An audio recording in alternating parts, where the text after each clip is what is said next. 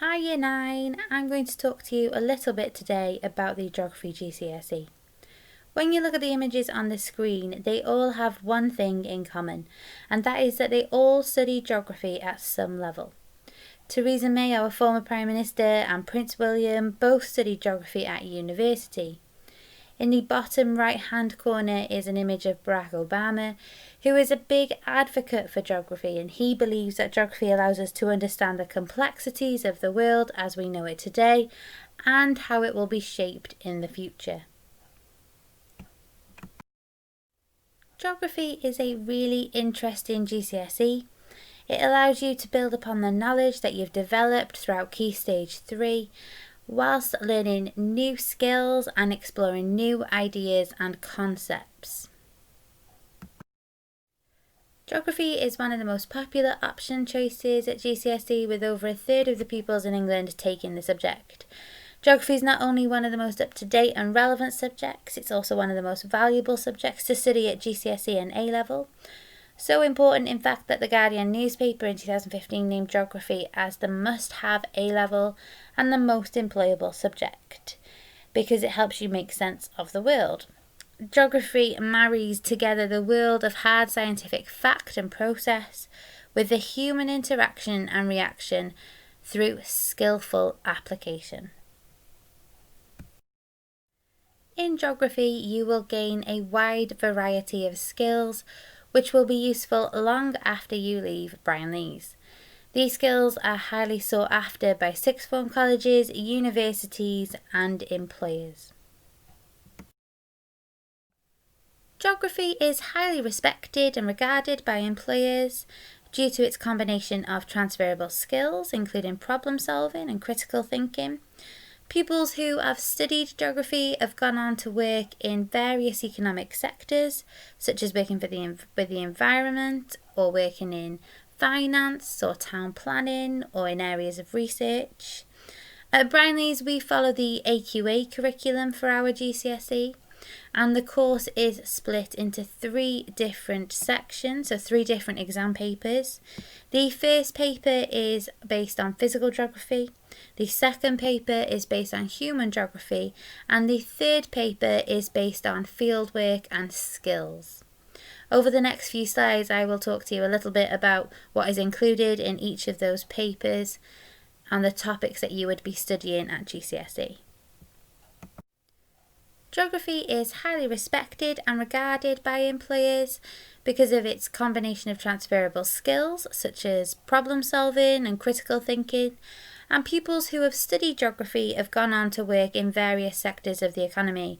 They've gone to work in areas such as working with the environment, in town planning, in manufacturing, in working in science fields. Okay, so paper 1 is our physical geography paper, and within this paper you will look at natural hazards, and within natural hazards you will learn about earthquakes, tsunamis, hurricanes.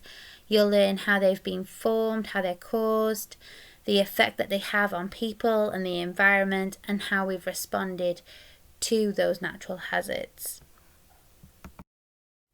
You will then go on to look at living world, which will build upon your knowledge of rainforests and cold environments. You will look at why these areas are fragile or considered fragile, why they're under threat, how people are developing in these areas, and some of the consequences that has. The final section of the physical geography paper is physical landscapes in the UK. This has been broken into 2 different sections. We have river landscapes and glacial landscapes. Within the river landscapes, you will look at the long profile of the river, you will look at fluvial processes, you will look at landforms created by a river, and then finally looking at flooding events and how we've responded to those flooding events.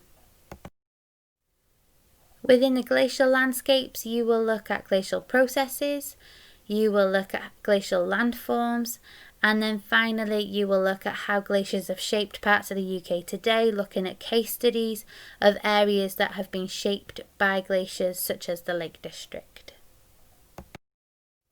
Paper 2 is our human geography paper. It is weighted exactly the same as the physical geography paper, And this one is broken down into urban issues and challenge, changing economic world, and resource management. In Urban Issues and Challenge, you will learn about some of the most important cities in the world today. You will look at the rapid growth of LICs and variations in global development. In Resource Management, you will look at water, food, and energy as the three main topics.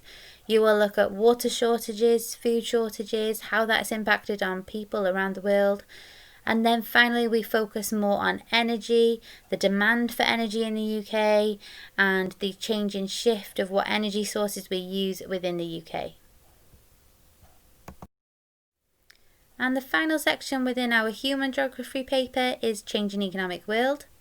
Within Changing Economic World, you will look at globalisation, which is looking at how the world is shrinking today.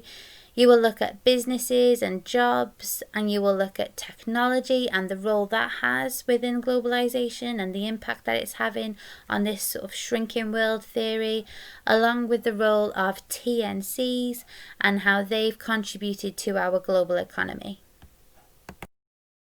The third paper that you will sit is based on fieldwork and skills. So half of the paper will be based on the fieldwork that you undertake. You will do 2 days throughout the GCSE.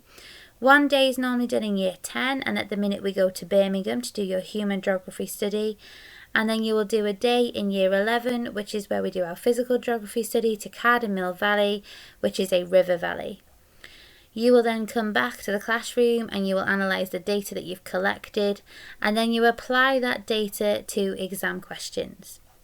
The other half of the third paper is based on a pre-release, which is essentially a booklet of information that comes 12 weeks before the exam that we can then learn and go through, and then you answer questions on that pre-release in the exam in the summer.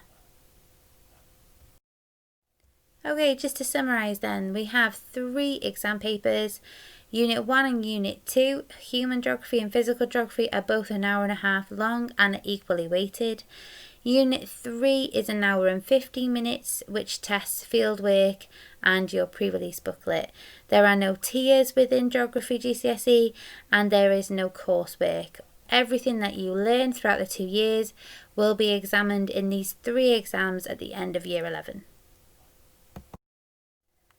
Okay, and that is the end of my presentation. Thank you very much for listening. If you have any other questions about the GCSE, please feel free to ask any of your geography teachers. They will be more than happy to answer any questions that you may have about any of the subjects or any of the information that I've shared with you today. Thank you.